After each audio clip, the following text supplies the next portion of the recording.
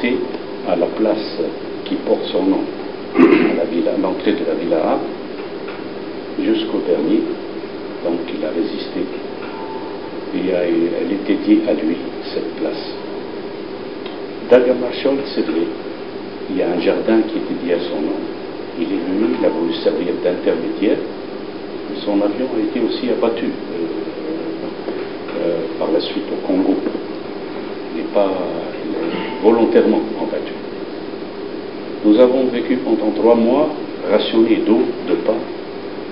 Et je me rappelle que mon père, tous les soirs, faisait passer un couffin avec des pâtes que ma mère cuisinait pour les transmettre derrière les barbelés aux soldats tunisiens qui s'étaient retranchés dans la ville arabe. Notre propre concierge de l'immeuble, vu qu'il avait un habit bleu, à la vue des paras, il est rentré dans l'escalier, vite fait, pour se cacher. Et les paras il est monté jusqu'à il n'est pas parvenu à la terrasse, c'était du 3 étages. Il a essayé d'ouvrir la porte, mais il n'est pas arrivé parce qu'ils sont montés 3 par 3, les marches. Je me rappelle les bottes, le bruit des bottes. Et puis ils l'ont abattu ici. La rafale était tirée ici. Et ils ont descendu en tenant les pieds son corps jusqu'à la sortie. Et ils l'ont jeté là. Il est resté 3 jours jusqu'à ce qu'on mette un linceul blanc.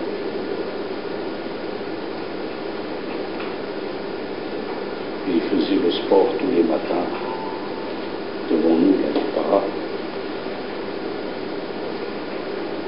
On nous rationnait avec l'eau, on nous donnait de l'eau couleur rouille, on nous donnait un cachet blanc pour mettre dans l'eau.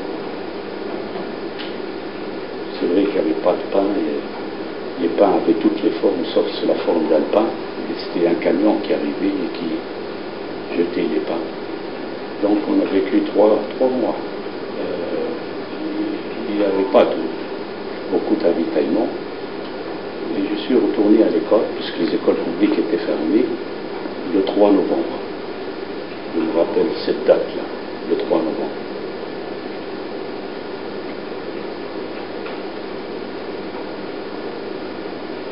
Mais ils ont transformé la ville en un cimetière le lendemain. C'est vrai qu'ils ont saisi beaucoup d'armes qui étaient abandonnées, puisque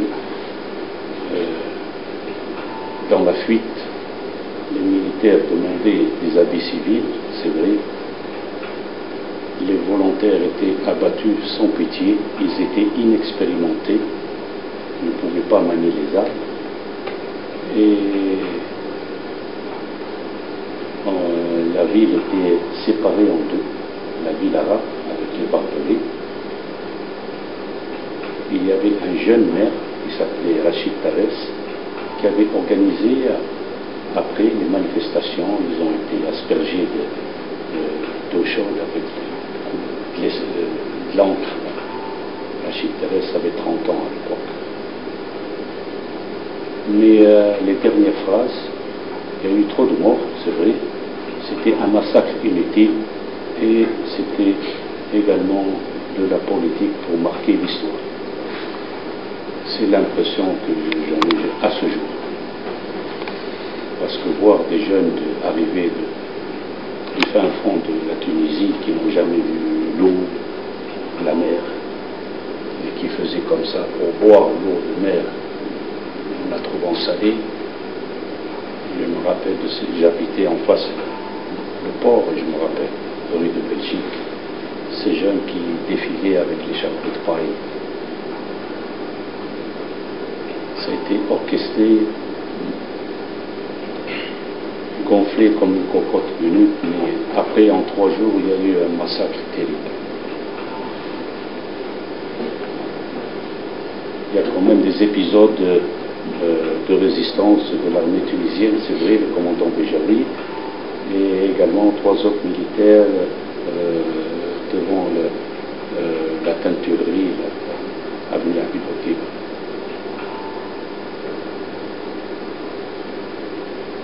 garde un traumatisme intérieur de ces événements voilà, des cartouches partout par terre, même les chats étaient abattus.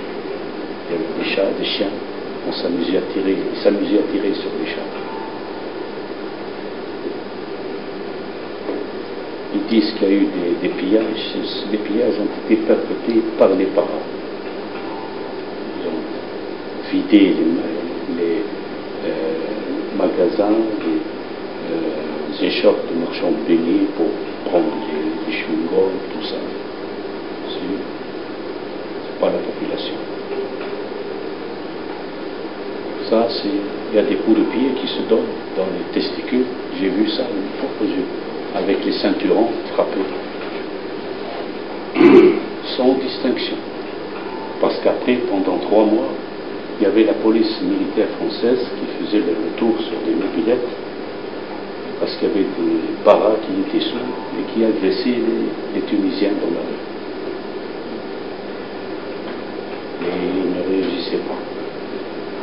Ils les laissaient faire, ils les reprenaient dans la jeep et le Tunisien restait par terre, frappé à coups de ceinturon.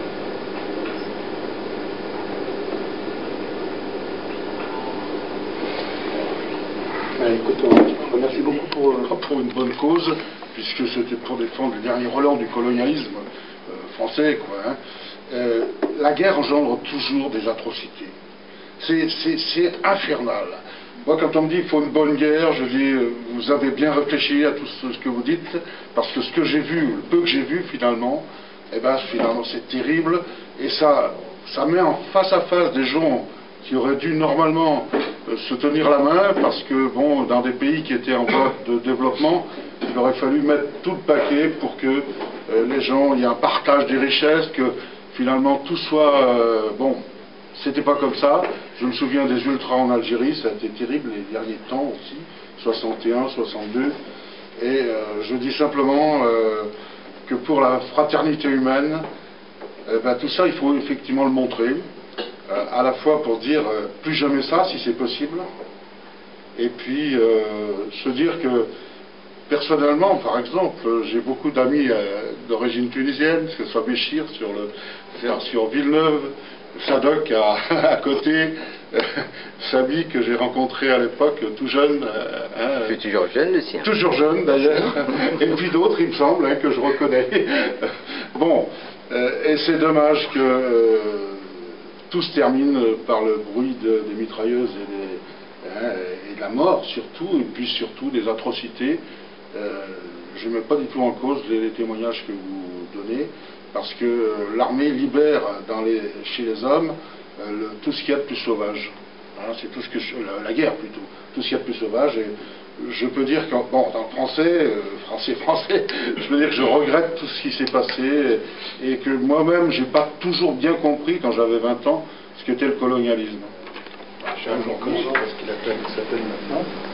On était là-bas, on regardait les camions qui arrivaient, les camions de marchandises sur lesquels on passe les blessés.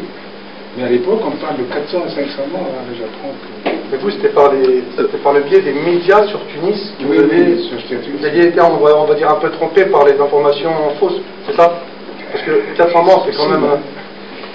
400, 500, peut-être 1000. Vraiment, il y avait des mouvements de troupes. Et le jour-là, mon père est en train de planter un arbre, un olivier. Il était en colère. Qu'est-ce qu'il m'a dit? Je lui ai dit, pourquoi que tu plantes? Il m'a dit, je plante pour que tout le monde mange après. Elle était en colère. Je lui ai dit, quoi? Il m'a dit, c'est la bataille aujourd'hui de Bizerte. Elle était en colère en tout cas. Et on a entendu, il y a des morts, il y a plein de morts. Mais, j'ai suivi un peu l'histoire de la bataille de Bizerte. Il paraît, le voyage qu'il a fait pour Bourguiba avec Serge Moiti sur la TV5, il a parlé du problème de Bizerte. Le voyage de Bourguiba à Rambouillet, il est mal passé avec le général de Gaulle. Et le général de Gaulle, il dit à Bourguiba, je quitterai Bizerte en 1965. Et de Gaulle, à l'époque, il s'occupait des problèmes de la recherche nucléaire dans le Sahara algérien. C'était sans problème. Alors, il y avait un affrontement entre 2 hommes, entre Bourguiba et général de Gaulle. Et il paraît que le général de Gaulle il veut donner une leçon à Bourguiba. qu'est-ce qu'ils disent les historiens en France, c'est mal passé. Même il paraît, il y a certains dans le discours, dans le mouvement tunisien, ils n'étaient pas prêts pour affronter l'armée française. Et qu'on a vu tout à l'heure le reportage, il y a plein de voitures en train d'amener des combattants, offrant de la porte, comme l'a dit le monsieur, de la Tunisie entière. Il y avait eu plusieurs morts. Mais il paraît, dans le fond, il y a un problème entre Bourguiba et Général de Gaulle. Général de Gaulle ne veut pas céder, et Bourguiba non plus. Bourguiba, Bourguiba, qu'est-ce qu'il dit? Avant l'indépendance de l'Algérie, il veut que le territoire tunisien soit net. Aucune armée française. Il veut que le pays soit indépendant à part entière. Et surtout avec Salah bin Youssouf, qui n'était pas d'accord avec la politique de Bourguiba. Il veut l'indépendance à part entière pour la Tunisie. Total, voilà. Même les historiens en France, il a dit, hein, la bataille de Bizerte, il y avait beaucoup de morts pour rien, on peut dire. Qu'est-ce qui s'est passé à Bizerte? Mais on va voir les historiens, qu'est-ce qu'ils peuvent dire sur cette bataille-là. C'est bien. Voilà, c'est terminé. Voilà. C'est ça, cet événement, parce qu'il me tenait à cœur depuis déjà pas mal de temps.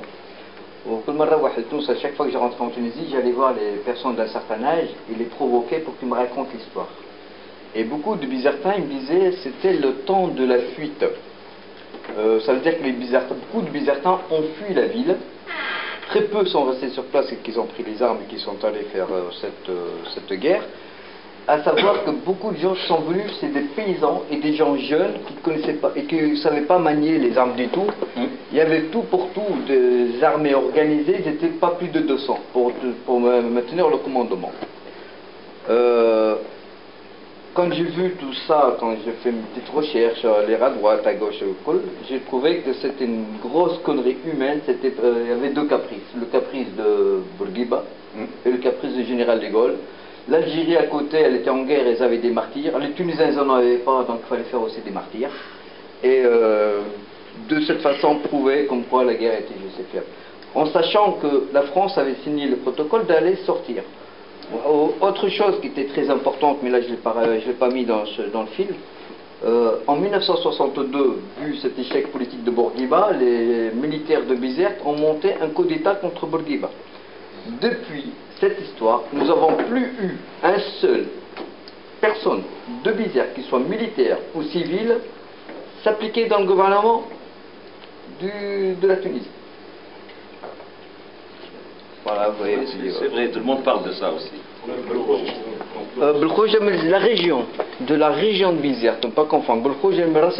Même le reportage tout à l'heure, il disait, il y a beaucoup de Bizertins, ils ont pris le bateau. Ils ont pris le bateau. Non, il y en a qui sont partis avant déjà contre la France. Pourquoi on nous appelle les paras, par exemple? Les gens de tout le reste de la Tunisie, ils appellent les Bizertins les enfants des paras. Alors qu'on a été massacrés, égorgés, et tout ce qu'on veut. C'est vrai. On a renversé même la tendance. À Bizerte, en début de semaine, le cessez-le-feu s'est installé. Mais il a pris l'allure d'une trêve assez précaire, l'armée tunisienne continuant à se retrancher, notamment dans la Médina, tandis que l'armée française continuait à assurer la liberté des communications de la base. Bizerte a donc vécu une semaine incertaine, tandis que les Tunisiens se refusaient à rencontrer l'amiral Amman pour discuter avec lui le retour à la normale après leur attaque, dont les préparatifs très poussés restent bien visibles.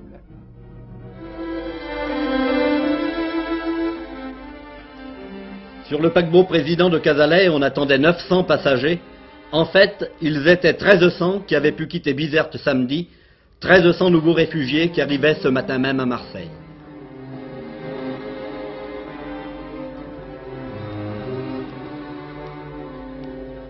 Dans ce triste débarquement, on remarquait la très importante proportion de femmes et d'enfants, constituant pour la plupart des familles de militaires. Mais il y avait aussi quelques 350 civils rapatriés par le consulat de France, et nombreux étaient ceux qui, ayant tout laissé là-bas, s'interrogeaient avec inquiétude, et c'est le moins qu'on puisse dire, sur leur avenir